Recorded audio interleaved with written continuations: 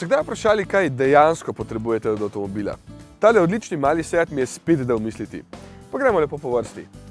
Potrebujete prostor, če imate družino, jasno pozabite na Mija. Ampak, ko se zjutraj in popoldan vozim v službo, vidim, da je praktično v vsakem avtomobilu samo voznik, mogoče še sopotnik, kar pomeni, da je tudi tale dovolj velik za dnevne vožnje. Resno, za dopust enkrat letno bi si lahko lepo najeli kombi, pa bi bil mir. Za prevoze večjih predmetov se da tudi tukaj podreti klop in nastane lep prostor. Edino tale polica bi se lahko dvigala skupaj z vrati. Potrebujete praktičnost. Prostor je ergonomsko zelo dobro narejen. Materiali so seveda ceneni, ampak natančno sestavljeni, da nič ne škripa. Odlagalnih mest je načeloma dovolj in za potnika spredaj je spodobno veliko prostora, da se ne žulita.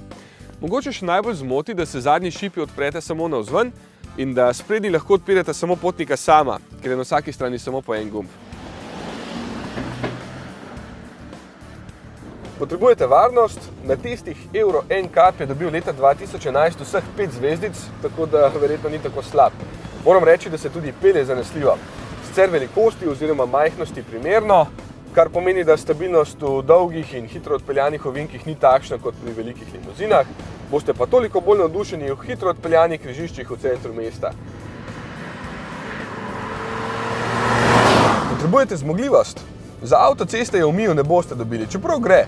V klance ga zmanjka in je treba prestaviti dol, da drži hitrost, na vseh ostalih cestah pa z nekaj dela z menjalnikom super potegne.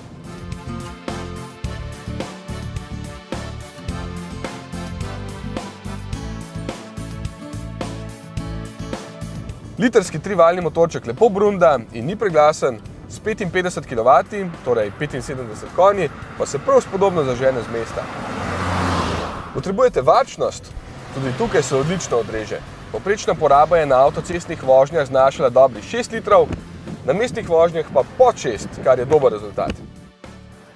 Jasno, avtomobil je majhen in predvsem lahek, zato je to zlahka dosegljivo. Potrebujete dobro ceno? No, tukaj Seat mi zmaga, se stane z vsem, kar vidite ob meni, 11.054 evrov. Paket opreme je boljši, zato je na seznamu doplačil le dvojno dno prtljažnika. Čeprav gre za enak avtomobil kot Volkswagen, nam se tega precej bolj splača kupiti, ker ima že v osnovni opremi lita platišča, tempomat in navigacijo, tako da, če vas ne moti znak, hitro kupite.